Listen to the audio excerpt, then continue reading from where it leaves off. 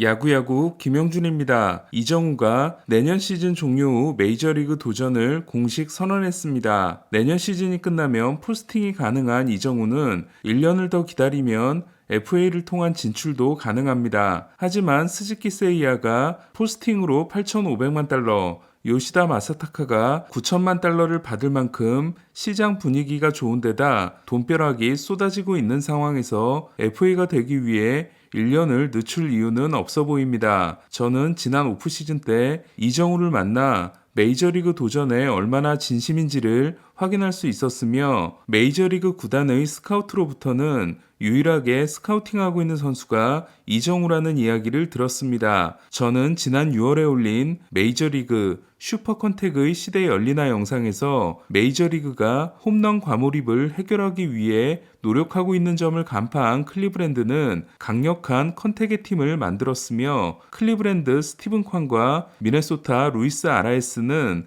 컨택의 시대가 오고 있다는 걸 예고하고 있는 선수들이라고 말씀드립니다. 영상이 나가자마자 저주에 잠시 흔들렸던 클리브랜드는 하지만 27위 페이롤과 29위 홈런수를 가지고 포스트 시즌 진출에 성공합니다.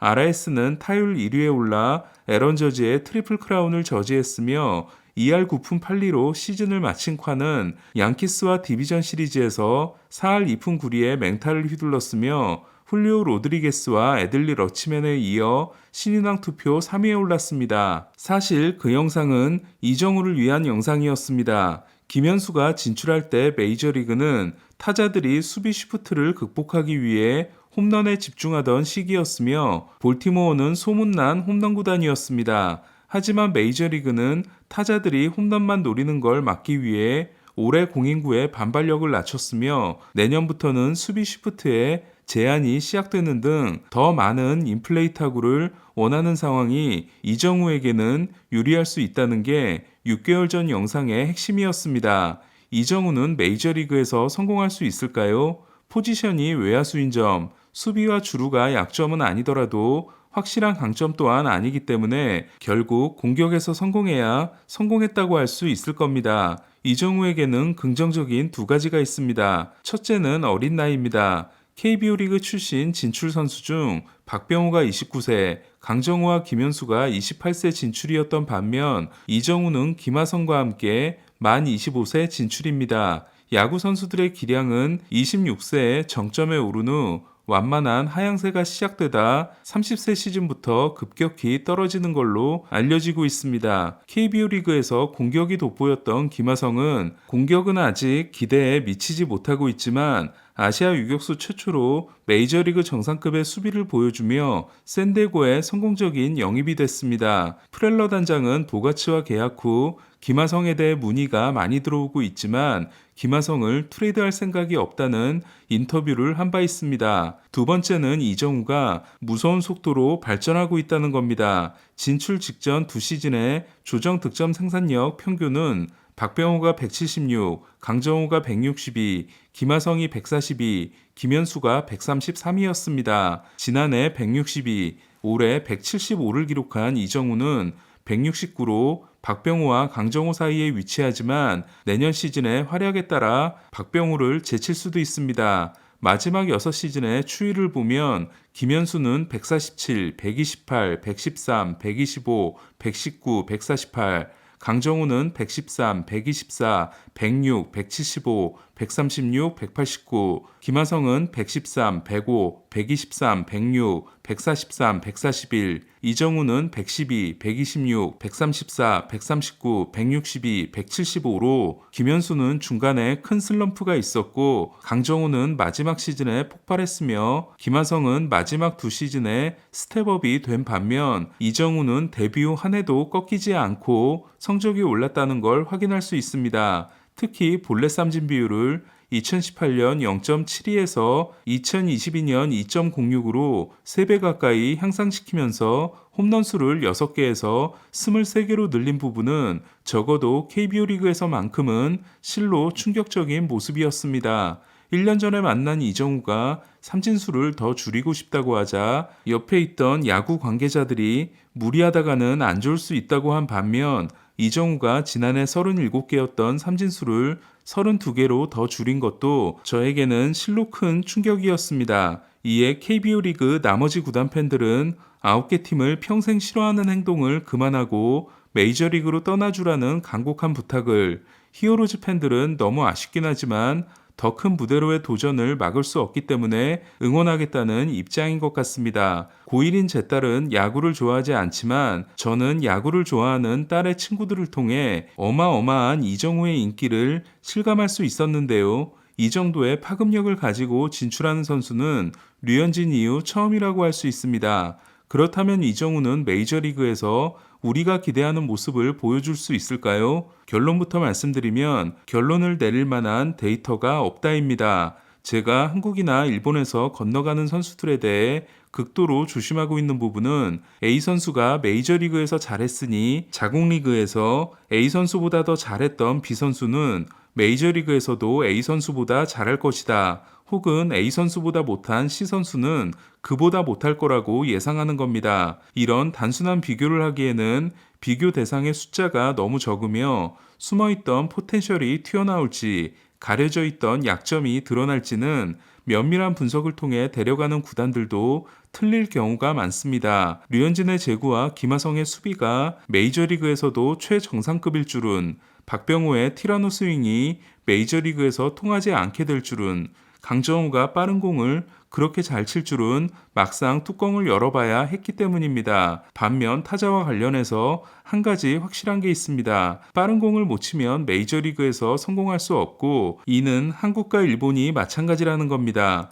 올해 KBO 리그는 포심 평균 구속이 시속 144.2km였습니다. 반면 메이저리그는 93마일로 KBO 리그보다 5.6km가 높은 시속 149.8km였습니다. KBO 리그에서 평균 150을 기록한 40이닝 투수가 고우석, 안우진, 스탁, 수아레스 4명인 반면 메이저리그에서 150은 평균에 해당됩니다. KBO 리그에서 150을 잘 쳤다고 메이저리그에서 잘 칠 거란 보장도 없습니다. 메이저리그 투수들이 던지는 패스트볼은 자국 리그에서 볼 수 없는 무브먼트를 동반하고 들어오기 때문입니다. 이에 메이저리그의 구속, 메이저리그의 무브먼트를 따라잡을 수 있을지, 초반에 어려움을 겪더라도 결국 적응할 수 있을지는 뚜껑을 열어보는 수밖에 없습니다. 진출에 앞서 2년 연속으로 메이저리그 팀의 스프링 캠프에 참가했던 이치로, 당시 2년마다 열렸던 밀 슈퍼게임에서 메이저리그 투수들의 공을 미리 경험한 마츠이는 이에 대한 대비를 하고 진출했고 메이저리그 안착에 성공했는데요. 이정우에게도 가장 좋은 방법은 이치로와 같은 준비 과정을 거치는 거지만 현실적으로 어렵다고 하면 이번 WBC의 챔피언십 라운드에 진출해 최대한 많은 경험을 하게 되면 큰 도움이 될 수 있습니다. 치치고 요시토모는 자국 리그에서 패스트볼 상대 타율이 2016년 3할 2푼에서 2019년 2할 2푼 7리로 떨어졌는데도 분석의 팀으로 유명한 템파베이가 데려갔다가 큰 낭패를 봅니다. 치치고의 패스트볼 타율은 2020년 1할 5푼 6리에서 지난해 2할 2푼 5리로 반등했다가 올해 다시 1할 6푼 3리로 떨어졌습니다. 일본이 스즈키 세이야에 대해 기대가 컸던 건 세이야가 강속구 킬러로 유명했기 때문으로 세이야는 올해 기록한 조정 득점 생산력 116이 만족스럽다고는 할 수 없지만 패스트볼 타율 3할 7리와 장타율 0.491, 특히 95마일 이상을 상대로 타율 2할 9푼 6리와 장타율 0.451을 기록함으로써 내년에 대한 기대감을 높였습니다. 95마일 상대 메이저리그 평균이 타율 2할 4푼, 장타율 0.374니까 세이야는 모두 평균 이상을 기록한 겁니다. 한편 95마일 이상 공을 상대로 타율 1위는 4할 1푼 5리를 기록한 애들리 러치맨, 장타율 1위는 0.733을 찍은 저지였습니다. 제가 올 시즌의 오타니에 더 감탄한 건 지난해보다 5번을 더 선발로 등판하는 더 어려운 스케줄 속에서도 151에서 142로 공격력의 저하가 크지 않았다는 겁니다. 특히 오타니는 95마일 이상을 상대로 지난해 타율 1할 7푼 1리, 장타율 0.443에서 올해 타율 2할 6푼 4리, 장타율을 0.495로 끌어올려 강속구를 상대로는 모 아니면 도식의 타격도 하지 않게 됐습니다.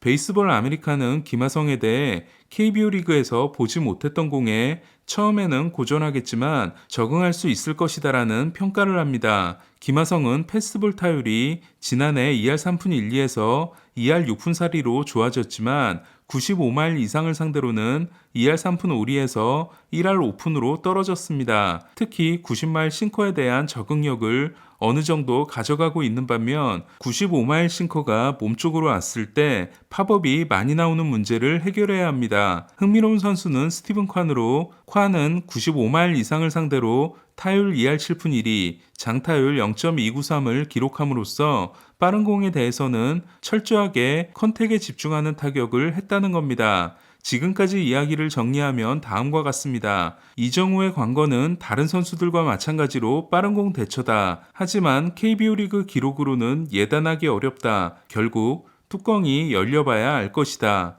제 부족한 능력으로 말씀드릴 수 있는 건 이 정도인 점을 죄송하게 생각합니다. 샌디에고는 1년 600만 달러 계약으로 맥 카펜터를 영입했습니다. 카펜터가 선수 옵션을 사용하면 2년 1200만 달러가 되는 계약으로 샌디에고는 1번 타티스, 2번 소토, 3번 마차도, 4번 보가츠, 5번 크로네너스, 6번 카펜터, 7번 김하성, 8번 놀라, 9번 그리샴의 라인업을 완성했습니다. 카펜터는 5월 말 양키스 유니폼을 입고 등장해 8월 초 발골절상을 당하기 전까지 OPS 1.138을 기록하는 미친 활약을 한 바 있습니다. 불펜 투수 세스 루고와도 2년 1,500만 달러 계약을 맺은 샌디에고는 페이롤이 2억 4,700만 달러로 올라 2차 사치세 기준인 2억 5,300만 달러를 돌파하게 될 걸로 보입니다. 코레아는 신체 검사에서 그동안 알려지지 않았던 메디컬 이슈가 발견돼 계약 발표가 지연되고 있다고 하는데요. 어떤 수준의 문제인지에 대해서는 더 확인해보고 전해드리도록 하겠습니다. 야구야구 김영준이었습니다.